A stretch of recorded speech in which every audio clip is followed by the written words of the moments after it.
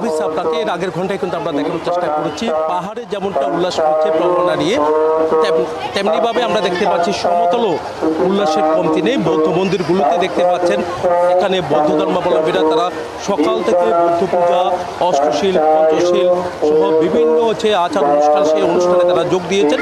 আমরা দেখতে পাচ্ছি সকাল থেকে যে প্রার্থনা করা হচ্ছে, বিশ্বের সব মানুষের শান্তি কামনায় এখানে প্রার্থনা করা হচ্ছে, বিশেষ প্রার্থনা চলছে। তো বিকালে কিন্তু প্রদীপ প্রজ্বলন রয়েছে। এরপর পরে সন্ধ্যা হতে না হতেই তো প্রবণতার যে মূল আকর্ষণ ফানুস উত্তোলন বা আকাশ প্রদীপ উত্তোলন করা। তো আকাশ প্রদীপ বা ফানুস উত্তোলনের জন্য কিন্তু বিভিন্ন দিক নির্দেশনা দিয়ে রাখা হয়েছে পুলিশ কমিশনারের পক্ষ থেকে। পুলিশের যে আইন শৃঙ্খলা বাহিনী তাদেরও কিন্তু তৎপরতা আমরা দেখতে পাচ্ছি। তো বৌদ্ধদের অন্যতম যে ধর্মীয় উৎসব, সেই উৎসবটা কিন্তু আনন্দঘন পরিবেশের মধ্য দিয়ে অনুষ্ঠিত হতে যাচ্ছে। তো দিনব্যাপী যে অনুষ্ঠান সব বৌদ্ধ মন্দিরগুলোতে কিন্তু আমরা সবার ভিড় দেখতে পাচ্ছি। আমি একটু জানতে চাচ্ছি কেমন উৎসবটা কিভাবে পালন করছেন আপনারা?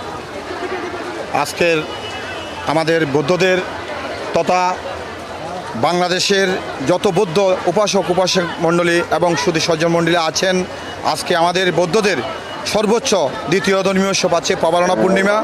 আজকে প্রবারণা পূর্ণিমা উপলক্ষে বৌদ্ধ জনসাধারণ তথা সবাই বৌদ্ধ বিহারে গিয়ে আজকে আমাদের পূজা পার্বণ এবং সব কিছু সেরে বিকালবেলা সন্ধ্যার দিকে আমাদের চূড়ামণির উদ্দেশ্যে আমাদের ফানুসবাতি উত্তোলন করা হবে।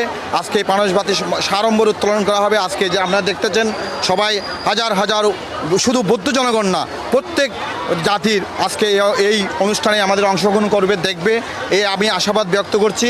আজকে আমাদের এই অনুষ্ঠানকে ঘিরে আমাদের প্রতি বছরের ন্যায় এবছর আমরা আমাদের প্রবারণা সম্মিলিত বৌদ্ধ পরিষদের উদ্যোগে আমাদের একটা কমিটি করা হয়েছে। এই কমিটিতে আমাদের মেয়র মহোদয় আজকে উদ্বোধন করবেন। সবাইকে ধন্যবাদ। অনেক ধন্যবাদ। আমরা আপনার সাথে একটু কথা বলতে চাচ্ছি, কেমন লাগছে মন্দিরে এসে? হ্যাঁ, খুব ভালো লাগছে। সবার প্রবারণা খুব ভালো কাটুক এই কামনা করি, এবং সবার জীবনে পাপ মুছে গিয়ে পুণ্যের সঞ্চার হোক এই কামনা করে আমি। অনেক ধন্যবাদ। এই ছিল আমার এখানকার সর্বশেষ। ফিরে যাচ্ছে আমার সহকর্মী, অপেক্ষা করছেন রাঙ্গামাটিতে মমুর কাছে।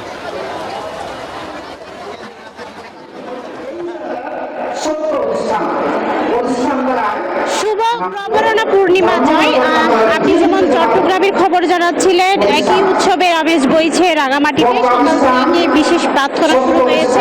এই প্রার্থনার মধ্য দিয়ে মূলত প্রবারণা পূর্ণিমার যে আনুষ্ঠানিকতা সেটির সূচনা হয়।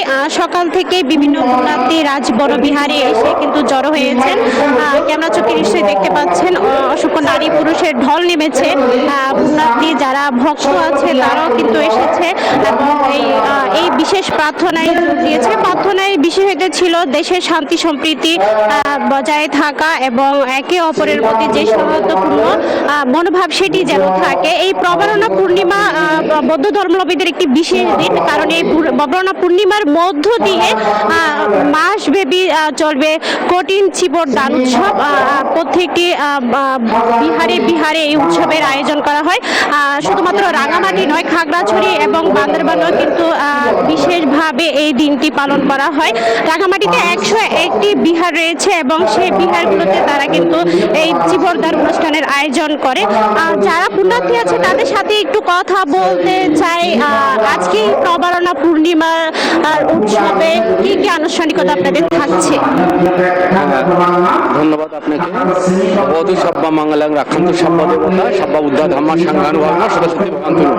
এই প্রবাদটি আমি উচ্চারণ করে বলতে চাই যে এই প্রবারণা পূর্ণিমা মূলত আমাদের হয়ে থাকে সময়কালীন সময়ে, তখন প্রকৃতির বিভিন্ন বিরূপ ভাব থাকার কারণে 3 মাস যাবৎ বর্ষাব্রত ভান্তেরা উদযাপন করেন, অর্থাৎ এক জায়গায় বসে ধ্যান সাধনা সমাধি এগুলোকে আচরণ করে থাকে।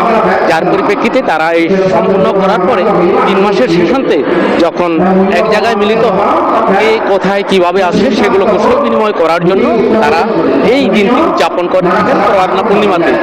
তো যারা বড় ভিক্ষু তারা ছোটদেরকে আবশ্যক উপস্থাপন করে তাদেরকে ভালো মন্দ দিকগুলো নির্দেশনা করতেন, আর যারা কনিষ্ঠ ভিক্ষু থাকতেন তারা ভান্তিদেরকে মানতে বলে তাদেরকে যদি ধূপ প্রতি কোনো প্রকার দুষ্কৃতি হয়ে থাকে সেগুলোকে তারা মার্জনা চাওয়ার জন্য বা ক্ষমা প্রার্থনা করার জন্য এই দিনটি বিশেষভাবে পালন করতে থাকে। অসংখ্য ধন্যবাদ।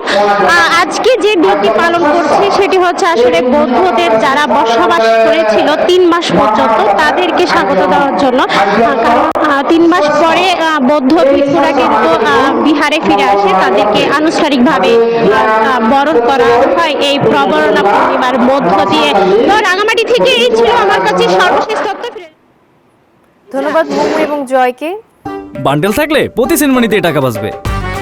বিকাশ সেনমানি বান্ডিল কিনে জিতুন প্রতি লেনদেনে।